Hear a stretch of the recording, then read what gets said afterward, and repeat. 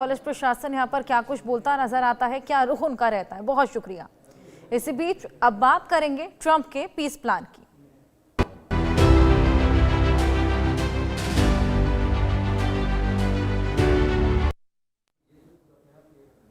America और रूस की नई शांति योजना पर यूक्रेन भड़क गया है। अमेरिका और रूस के बीच तैयार एक नई शांति योजना ने यूक्रेन की राजनीति में बड़ा विवाद खड़ा कर दिया।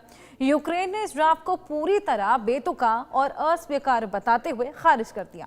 हालांकि अमेरिका ने युद्ध रोकने के लिए तैयार शांति योजना नहीं मानने पर यूक्रेन को हथियार और खुफिया सूचनाएं देने पर रोक लगाने की चेतावनी दी है। राष्ट्रपति ट्रंप ने यूक्रेन को शांति योजना स्वीकार करने के लिए 27 नवंबर तक का समय दिया है। ट्रंप ने कहा कि वो लगभग 4 साल से चल रहा खून खराबा रोकना चाहते हैं, जबकि यूक्रेन के राष्ट्रपति जेलेंस्की ने शांति योजना को यूक्रेन के हितों के अनुरूप नहीं बताते हुए उसे अस्वीकार कर दिया है।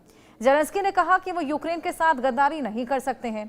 यूरोपीय नेताओं ने भी इस मसले पर जेलेंस्की का समर्थन करते हुए ट्रंप की शांति योजना को खारिज कर दिया। वैसे ट्रंप के पीस प्लान को नहीं मानने पर रूस के राष्ट्रपति पुतिन जेलेंस्की पर भड़क गए हैं। पुतिन ने कहा कि मॉस्को को यूक्रेन में शांति के लिए अमेरिका के प्रस्ताव मिल गए हैं और ये योजना संघर्ष के शांतिपूर्ण समाधान का आधार बन सकती है। पुतिन ने कहा कि जेलेंस्की के इनकार के बाद रूस को यूक्रेन में मिलिट्री ऑपरेशन तेज करने का मौका मिल सकता है। ऐसे में ट्रंप का ये पीस प्लान, अब इसके बीच में ट्रंप के अल्टीमेटम से धर्म संकट आ चला है, लेकिन ये तमाम जो शर्तें पीस प्लान में है उसको मानने से फिलहाल जेलेंस्की ने इनकार कर दिया है, इसको बेतुका बता दिया है, जिसके बाद पुतिन और ज्यादा भड़क उठे हैं। हालांकि ट्रंप का कहना है कि जिस तरीके से युद्ध लगातार चलता जा रहा है, निरंतर खींचता जा रहा है, इसी को एक कंक्लूजन देने के लिए यहां पर लगातार इस तरह के प्लान्स तैयार किए जा रहे हैं। ट्रंप के अल्टीमेटम से धर्म संकट में है यूक्रेन, क्योंकि तमाम पाबंदियां भी यहां पर लगाने की बात ट्रंप ने कह दी है। कुछ और जानकारी आपको ग्राफिक्स के माध्यम से देंगे। जिस तरीके से ये नया पीस प्लान ट्रंप लेकर आए हैं, गजा में भी इसी तरह का पीस प्लान था। आपको याद होगा ट्रंप के अल्टीमेटम से धर्म संकट जो मचा है, ट्रंप के प्रस्ताव पर जेलेंस्की असहमत है, इसको बेतुका बता दिया है और तमाम शर्तें जो कि रखी गई हैं ट्रंप के प्रस्ताव को मानने से यूक्रेन ने इनकार कर दिया है। अब इस इनकार के बाद जेलेंस्की ने ट्रंप के शांति प्रस्ताव को खारिज भी कर दिया है। जिस तरीके से लगातार हमने देखा जेलेंस्की ने यूक्रेन की गरिमा संप्रभुता के खिलाफ इस पूरे पीस प्लान को कहा है। जेलेंस्की बोले या तो सम्मान खो देंगे या फिर ट्रंप का सपोर्ट। जिस तरीके से ये पूरा पीस प्लान यहाँ पर ट्रंप ने पेश किया है, जेलेंस्की बोले देश के साथ गद्दारी नहीं कर सकता। लगातार जेलेंस्की ने ये कहा है कि हम सबसे कठिन लम्हों में से गुजर रहे हैं और ट्रंप ने शांति योजना मानने को यूक्रेन को 27 तक का समय दिया है। 27 की तारीख यहाँ पर जो कि अब ट्रंप ने दी है। जेलेंस्की पर फिर से एक बार ट्रंप का दबाव बढ़ता हुआ नजर आ रहा है। ट्रंप के प्रस्ताव पर जेलेंस्की असहमत है, इस पूरे प्लान को बेतुका बता चुके हैं, लेकिन अब यहीं ट्रंप ने भी एक अल्टीमेटम दे दिया है। प्रस्ताव को मानने से यूक्रेन के इनकार के बाद तमाम पाबंदियां लगाने की बात कर दी है। इसी को लेकर और बातचीत करेंगे। हमारे साथ group captain retired UK Devnath ji, defence expert है, संजीव श्रीवास्तव जी, विदेश मामलों के जानकार हमारे साथ जुड़ गए हैं। बहुत स्वागत है आप दोनों का। संजीव जी, सबसे पहले आपके पास आऊंगी। पहले तो गजा पीस प्लान जो कि एक तरीके से नाकाम ही रहा, और अब ये एक जो नया प्लान ट्रंप लेकर आए हैं, इसको भी मानने से जेलेंस्की ने इनकार कर दिया है, उसको बेतुका तक बता दिया है। लेकिन जिस तरीके का दबाव शुरुआत से ही ट्रंप बनाते हुए नजर आए हैं, क्या ये दबाव यहाँ काम आएगा? देखिए हर्षा जी, ये जो प्रस्ताव यूनाइटेड स्टेट्स ऑफ अमेरिका की तरफ से आया है, ये एक सकारात्मक तरीके से अगर इस पर जो है जो भी कॉन्फ्लिक्टिंग पार्टीज हैं अगर विचार करती हैं तो ये इस युद्ध के समाप्ति के दिशा में एक अच्छा प्रयास होगा। और अमेरिका के राष्ट्रपति डोनाल्ड ट्रंप और उनके एडमिनिस्ट्रेशन की तरफ से ये 28 पॉइंट्स का ये प्रोग्राम है। हालांकि इसका जो ड्राफ्ट है वो एक लीक्ड ड्राफ्ट है और अभी इसके बारे में स्पष्ट रूप से घोषणा किया जाना बाकी है। लेकिन जो तथ्य अभी तक इस प्लान के संदर्भ में सामने आए हैं, उससे ऐसा लगता है कि United states of America Ukraine को इस बात के लिए कन्विंस करने का प्रयास कर रहा है कि वो कुछ अपने जो टेरिटरी के संदर्भ में जो उसका जो एक क्लेम रहा है, और लुहांस और डोनेट्स का विशेष रूप से उस पर अपने वो अधिकार को छोड़ने के संदर्भ में सहमति दे। और साथ ही साथ ऐसी भी रिपोर्ट्स हैं कि इस ड्राफ्ट में यूक्रेन की जो सिक्योरिटी फोर्सेज, जो ट्रूप्स हैं, उनके नंबर्स को भी 600,000 तक सीमित करने का एक प्रस्ताव है। और इस प्रस्ताव को भी यूक्रेन के समक्ष इस 28 पॉइंट प्रपोजल के माध्यम से रखा जाएगा। और जाहिर है कि इसके अलावा अन्य अनेक इसमें जो प्रस्ताव हैं, जिसमें कि रशिया के ऊपर भी इस बात का लिमिटेशन रखा जाएगा कि वो अब किसी तरीके का फर्दर एग्रेशन यूक्रेन की टेरिटरी पर न करे। और जो डोनेस्क और लुहांस्क का जो पूरा क्षेत्र है, वो एक डीमिलिटराइज्ड बफर जोन के तौर पर होगा। और जाहिर है कि अगर इस तरीके के प्रस्ताव पर दोनों ही पक्ष, रशिया और यूक्रेन, सहमत होते हैं, तो ये एक सकारात्मक घटनाक्रम होगा। और जाहिर है कि आज इसकी नितांत आवश्यकता है। 4 वर्षों के लगभग का ये युद्ध हो चुका है, फरवरी में 4 वर्ष हो जाएंगे।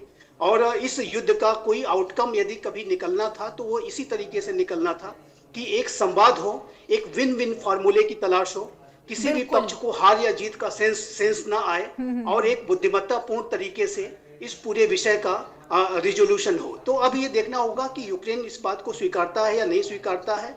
लेकिन जहां तक यूक्रेन की अभी तक की प्रतिक्रिया का प्रश्न है, जैसा कि हर्षा जी आपने स्वयं जिक्र किया कि यूक्रेन को अनेक तरीके की आपत्तियां इस प्रस्ताव पे हैं, और वो अपने जो लुहांस और डोनेट्स्क के जो क्षेत्रों को रशिया को परमानेंटली नहीं देना चाहता है। क्रीमिया का भी परमानेंटली उसे दे देने का प्रस्ताव है, जिसको कि 2014 में ही रशिया ने नेक्स्ट कर लिया था। और उसके ऊपर भी यूक्रेन के ऊपर इस बात का प्रस्ताव रखा गया है कि वो उसके ऊपर भी, क्रीमिया के ऊपर भी, संजीव जी आपने ये बात बिल्कुल सही कही कि ये बहुत पॉजिटिव एक तरीके से कंट्रीब्यूशन हो सकता है।